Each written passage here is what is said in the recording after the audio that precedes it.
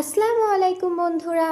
সকাল সকাল আমি উঠে পড়লাম চা খাওয়ার জন্য। তো এখানে মা চা বানাচ্ছিল, যেটা ছাড়া আমাদের বাড়ি এবং আমার সবার সকালে আধুরা থেকে যায়। তো এখানে চা খাওয়ার পর আমি একটু ঘরে কিছু কাজ করে নিচ্ছিলাম। এখানে কিছু জামা কাপড় ছিল, সেগুলোকে মেলে দিচ্ছিলাম। তারপর ঘরের কিছু জামা কাপড় ছিল, সেগুলোকে গুছিয়ে নিলাম। এখানে মা রান্না করছিল বিফ দিয়ে, ওল দিয়ে। তো একটু ভিডিও বানিয়ে নিলাম, রেসিপিটা আপনাদের সঙ্গে শেয়ার করলাম। ভালো লাগলে অবশ্যই একটা লাইক করে দেবেন।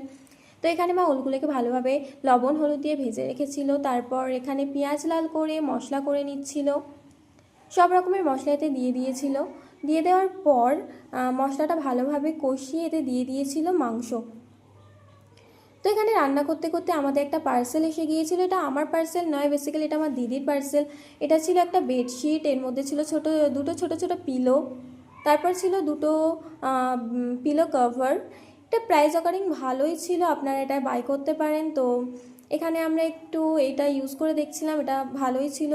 তো এখানে অলরেডি আমার মায়ের রান্না কমপ্লিট হয়ে গেছে। তো ভিডিওটা কেমন লেগেছে জানাবেন। আল্লাহ হাফেজ।